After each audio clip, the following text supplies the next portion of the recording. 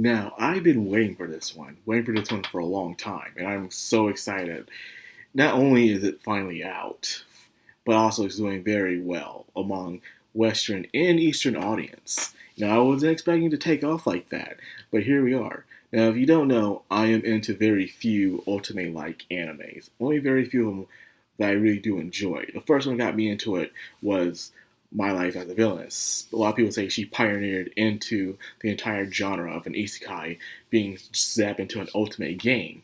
But instead of just being the main heroine, you are the villainess, the bad guy. So you're trying to find a way to go against your death flags, your routes that lead you into disaster. And ever since then, people have been trying to copy the formula over and over again. And many, in my opinion, have failed at it. Even adding a very unique twist, it just didn't work out. Now, with this one, it works in a way I didn't expect it to work. Now, it's called May I Ask for One Final Thing? And about this one, it's I feel like the author didn't want to do an ultimate, but he was forced into doing it. Because right after the first chapter, it throws anything about being an ultimate thing up and all the death routes, all that stuff, it's over with. It's like he didn't care about it. And plus, the main character is not an isekai protagonist, but instead, the main villain of this arc is a isekai protagonist. Anyway, she's not the protagonist, but she is from another world, but she is the antagonist. And this is very, very interesting. So this is a noble woman named Scarlet, who had to put up with bullying and harassment from her fiance for such a long time since as a child, but she was always told to tone herself, to control herself, no matter what happens. And because of that, she's been putting up the stress for a long time, but she's able to do it because she is a lady. Until one day at a party, her fiance foolishly humiliates her in front of everyone, calls off the marriage, and tries to put false charges onto her. And after all that, all those years of stress and putting up this dude's BS, she finally snaps. She says, "May I ask for one final thing?" And what is it? She takes off her gloves. She takes out her gloves, man, her fighting gloves, and she breaks his face, and then she breaks the main heroine's face, the fated maiden to be, and then she's going around. All the nobles are scared of her and just trying to freaking bribe her just not to get beat up. Just confessing all their crimes to her all at once like idiots. And then she starts beating them up. It's just a fun all-out beating. And this leads to a long string of corrupted crimes and conspiracies that have been happening throughout not just that kingdom, but multiple kingdoms as well. And Scarlet, her brother, and Prince Julius aim to clean it all up, one fist to the face at a time. Now, this is how in the West, a lot of people say that guys are sexist because we don't like women in video games or being main protagonists into things. And that's just not the case. The reason why we complain is most of the times they're just not good characters. They're not. They're too much boss lady. They're too stuck up and ignorant.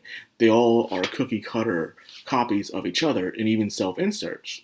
So because of that, we just don't enjoy them. But then again, you go to other countries that do female-led protagonists, we like them. It can be from Mexico, Korea, China, France, even, of course, Japan. They all do female-led stories, and they're like. For instance, Scarlet is a beast. She beats the crap out of anyone. She thinks on her feet. She acts noble and kind when she wants to, and all of that. She has her flaws, and she's enjoyable to watch. The way she speaks, even in the English dub, I have to say, is pretty good. And she has this divine, it's how she's about to beat you up, but the way she said it is so divine. Like, she just cussed you out in the most noblest way you could think of. And you're like, wait, what did you say to me? And she's putting on her gloves, ready to beat you up. It's enjoyable to watch. Every single time she does it, like, oh, here we go, boy, we're about to get an ass whooping. And it happens. And she brings that on, how she hangs around with Prince Julius.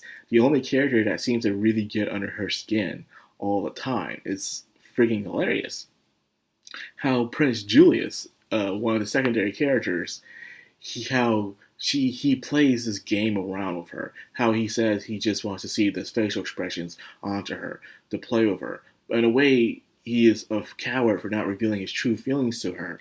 And eventually, later on down through the story, because I'm only reading the manga, she does confront him about this, saying, "You're always playing these games with me, where you say you love me, but then you act it off as a joke.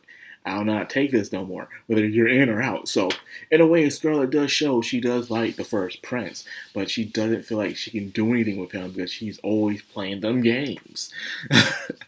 And it's frustrating. You ever had been around someone like that? Someone who liked you and you didn't know it because they're always playing them games and you kind of wanted to see yourself being with them, but they're always playing them games where they want to goof off or act like they're not interested, but then they show the signs.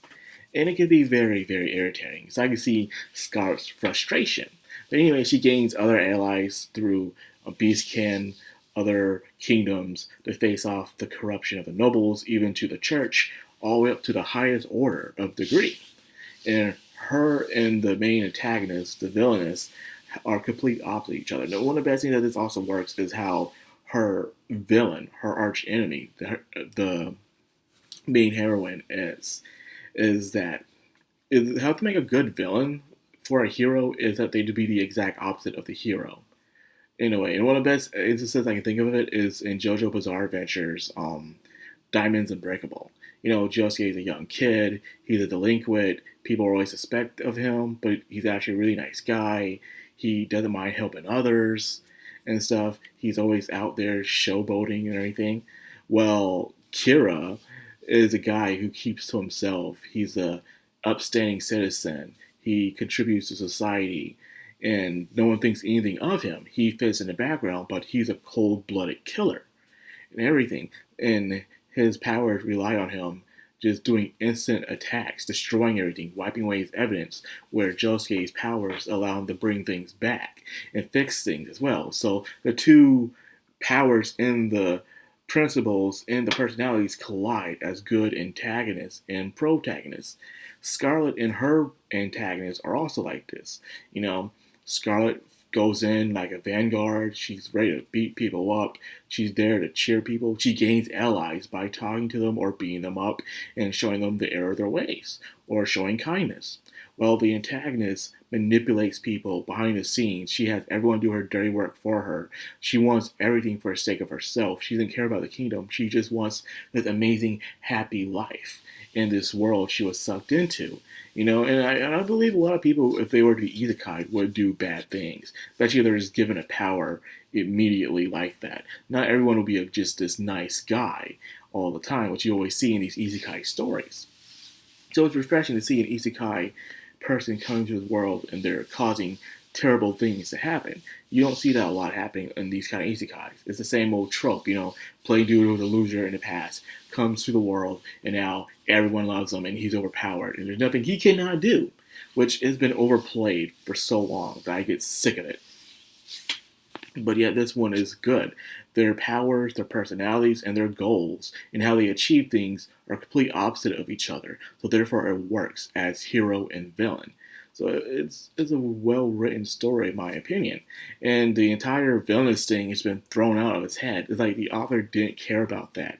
It's like he was told to do it. He did in the first chapter, thinking it's just going to be a villainous thing.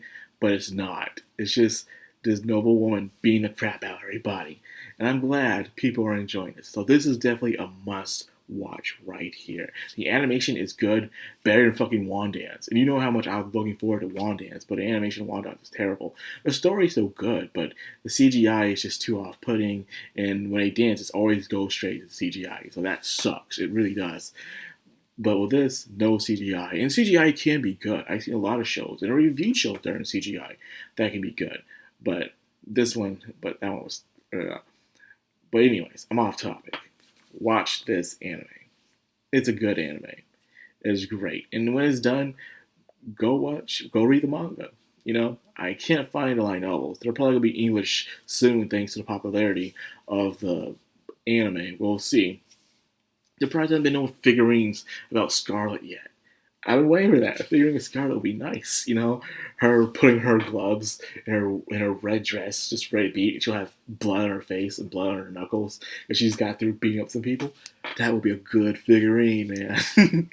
So, anyways, yes, watch this show if you haven't already. If you have, tell me what you think about it. Like, comment, subscribe, and of course, hit that bell icon. This has been a Madcrown on Anime. Signing out.